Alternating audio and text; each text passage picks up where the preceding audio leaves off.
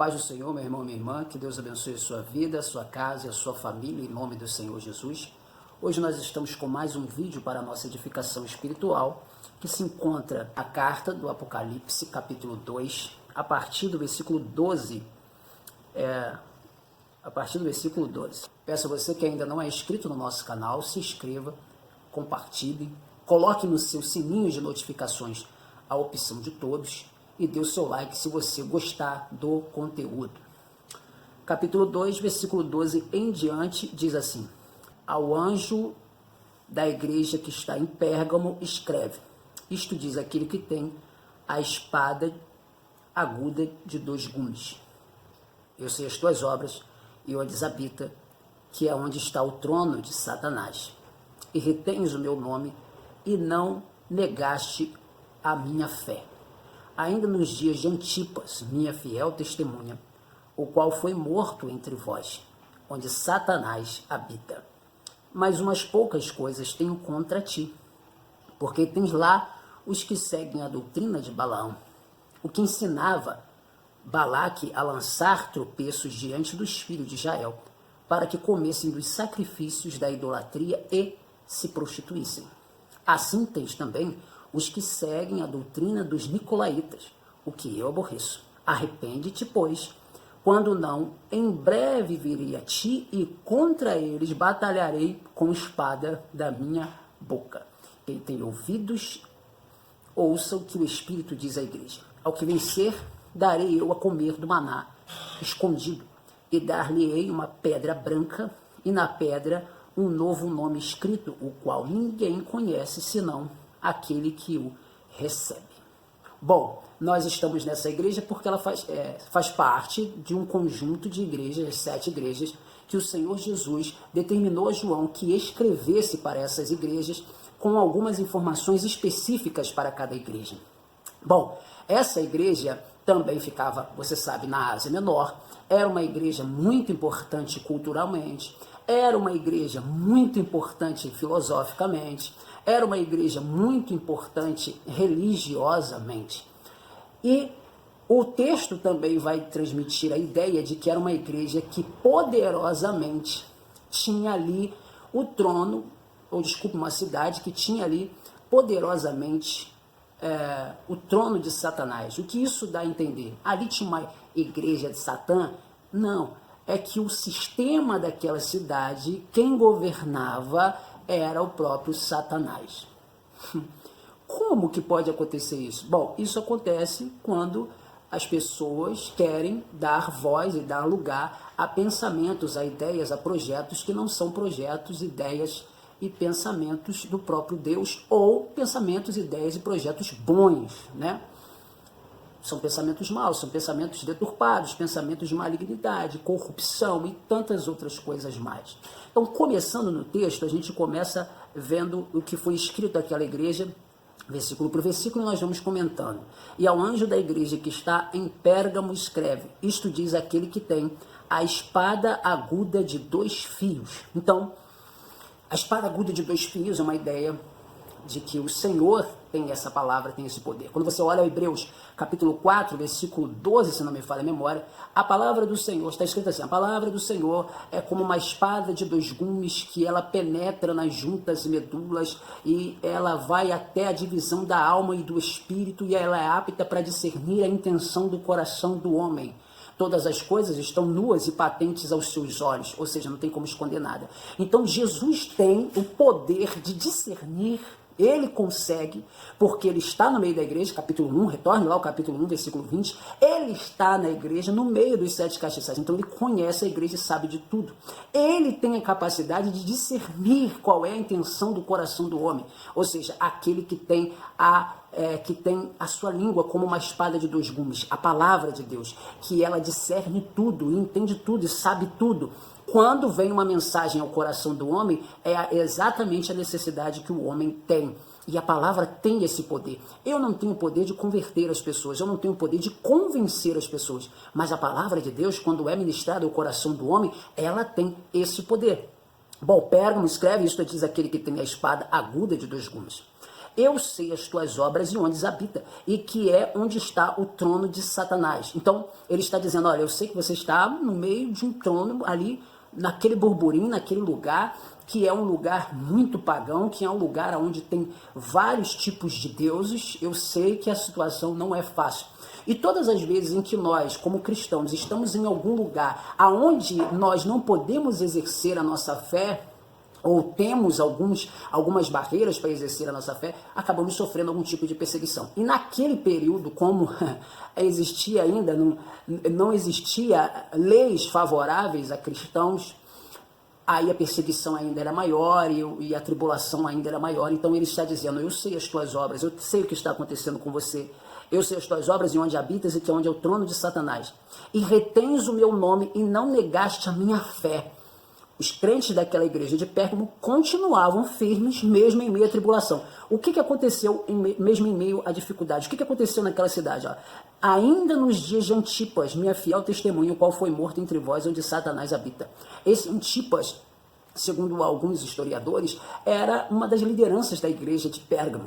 A igreja de Pérgamo, ela sofreu muita perseguição e a liderança da igreja, segundo os historiadores, esse Antipas, ele foi colocado dentro de um bezerro de bronze. Pegaram esse bezerro de bronze e colocaram no fogo, e aí o bronze foi aquecido pelo fogo e ele foi assado lá dentro. É algo muito difícil de você parar para olhar isso, enxergar essa situação, mas foi o que aconteceu. E mesmo assim a igreja continuou firme, continuou pregando, continuou anunciando, continuou fazendo a obra, não desistiu, não parou. Entre vós, Satanás habita. Versículo 14 diz assim, ó, mais umas poucas coisas, começam a repreensão, né? Mais algumas poucas coisas tenho contra ti, porque tens lá os que seguem a doutrina de Balaão, o qual ensina a Balaque a lançar tropeço diante dos filhos de Israel, para que comessem dos sacrifícios e da idolatria e se prostituíssem. Bom, essa passagem aqui está escrita lá em Números, quando Balaque contrata Balaão para poder amaldiçoar o povo. Balaão vai tentar amaldiçoar o povo, mas ele não consegue porque Deus não permite. Deus manda que ele abençoe o povo. E aí ele vai dizer, olha, Deus não é homem para que minta, nem filho do homem para que se arrependa. Se ele prometeu, ele vai cumprir. Ao longo da jornada, ao longo dos anos, dos dias se passando ali, Balaão começou a tentar infiltrar no meio do povo de Israel sacrifícios de ídolos. Começou a infiltrar no meio do povo de Israel uma idolatria bem singela, bem pequenininha, ninguém conseguia perceber direito. Prostituição no meio do povo.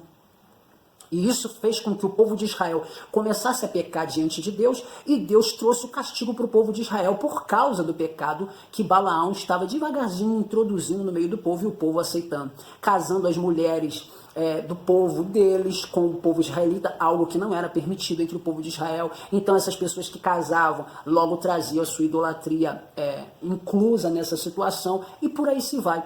Naqueles dias da igreja, o Senhor está dizendo o seguinte, olha, está crescendo no meio da igreja aí, algumas pessoas no meio da igreja que estão aderindo à doutrina de Balaão, que não é exatamente a doutrina de Balaão, mas é algo analógico, para a gente entender o que está acontecendo na igreja. Pegando coisas do mundo e introduzindo na igreja, tipo prostituição. Será que acontece isso nos dias atuais? Idolatria no meio da igreja, será que acontece isso na igreja atual? O sincretismo religioso, será que acontece isso, sincretismo religioso? Pegar, por exemplo, cultura grega e introduzir no meio da igreja, onde Paulo sempre rebateu. Lá na carta aos Coríntios, por exemplo, ele disse, olha, eu não venho até vocês com vãs filosofias gregas, eu não venho com fábulas profanas, eu venho simplesmente com o poder de Deus. E nos dias atuais é introduzido muita filosofia grega, ou até mesmo danças gregas, que é de cunho grego para adoração a imagens de escultura, lá na Grécia Antiga, introduzido nos dias atuais. Isso é normal, isso aí é uma coisa que é normal.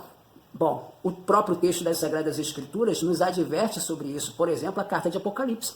Aqui está falando sobre a doutrina de Balaão. Mas e se a gente abrir um leque e começar a mostrar outros tipos de coisa? Por exemplo, Paulo, em certa feita, ele ensinou que haja no meio do culto oração, salmos e palavra. Não precisa ter mais nada do que isso no culto. Mas para persuadir, para chamar atenção. Às vezes as lideranças fazem o quê? Introduzem outras culturas de outros povos na igreja para poder chamar atenção. Será como é que Jesus Cristo analisa? Será que como Jesus Cristo mostra? Olha ali o texto, e o texto vai dizendo exatamente isso. Versículo 14, repetindo para você,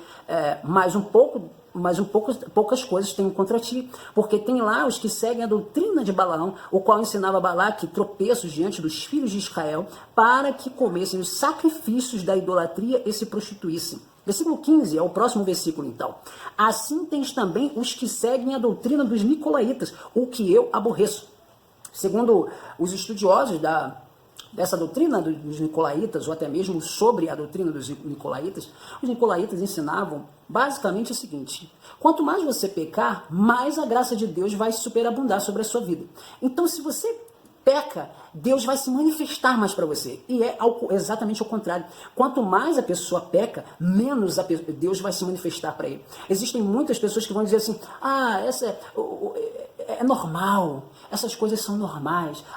Eu cometo um pecadinho aqui, mas Deus é misericordioso, Deus é bondoso, Deus é amor, Deus é misericórdia. Mas também nós podemos entender que quem está em Cristo de verdade, nova criatura é. Eis que as coisas velhas se passaram e tudo se fez novo. Ou seja, pessoas que dizem estar na presença de Deus, mas continuam com as antigas práticas, com pretexto de dizer: bom, eu peco, mas Deus é gracioso, Deus é bondoso, ainda não experimentaram o amor perfeito de Jesus, ainda não chegaram ao perfeito conhecimento de Jesus. Precisam se converter, precisam nascer de novo, precisam mudar a sua postura. E o texto aqui vai dizendo: assim também os que seguem a doutrina dos nicolaítas, o que eu aborreço. Se a doutrina dos nicolaítas era pecar o bastante para que Deus abunde mais a graça dele sobre nós, e está sendo algo que o próprio Jesus está dizendo, eu aborreço, significa que a atitude de pessoas que cometem essas mesmas coisas também não está agradável aos olhos de Deus. Olha que coisa terrível, irmãos. Olha, é muito, muito, muito complicado isso. Arrepende-te, pois, está dizendo para a igreja toda, arrepende-te, pois, quando não, em breve virei a ti contra eles, contra os que cometem as doutrinas dos nicolaítas e os que se deixam levar pela doutrina de Balaão, virei contra eles e batalharei com espada da minha boca. Ou seja, vou manifestar todas as obras deles através da palavra. Vou manifestar tudo o que eles fazem através da mensagem da verdade. Lembra lá de João capítulo 8, a partir do versículo 32 diz assim, ó: conhecereis a verdade e a verdade vos libertará. Ou seja, a verdade, a palavra da verdade. Virá ao encontro dessas pessoas e combaterá. Esse é o propósito da palavra. Combater. Nós, como liderança de igreja, ou a própria igreja, no contexto geral, não pode permitir que haja no meio dela pecados. Pecados singelos, pecados grandes, pecados mais ou menos. Tem que combater o pecado. É claro que a gente vai combater com amor, amando a pessoa, o pecador, mas nós não temos que ser coniventes com o pecado. Essa não é a ideia de Jesus Cristo, essa não é a proposta do Senhor, é andar em santidade com o Senhor. A carta de Pedro, por exemplo, diz assim, ó: segui a paz com todos e a santificação, sem a qual ninguém verá o Senhor. Ou seja, eu tenho que andar separado. Eu tenho que fugir do pecado, eu tenho que fugir da mentira, do engano e andar com Cristo Jesus. O texto é maravilhoso, ele vai propor isso para nós. Quem tem ouvido, ouça. O que o Espírito diz às igrejas: ao que vencer, darei eu a comer um maná escondido. E dar-lhe-ei uma pedra branca, na pedra um novo nome escrito, o qual ninguém conhece senão aquele que o concebe. Aquele que o recebe. Pois bem, meus irmãos, olha que carta maravilhosa. Aí você lê a carta, um versículo ou dois, você não consegue compreender todo o contexto, porque você precisa estudar as Sagradas Escrituras no contexto geral, olhando ponto a ponto, versículo por versículo, e saber por que alguém está se manifestando daquela forma. Bom, Jesus Cristo está se manifestando falando bem de uma igreja, ao mesmo tempo ele está repreendendo alguns que estão no meio da igreja, depois ele vem dizendo: você tem que fazer isso, isso e isso, porque senão eu vou fazer assim, assim, assim, assim.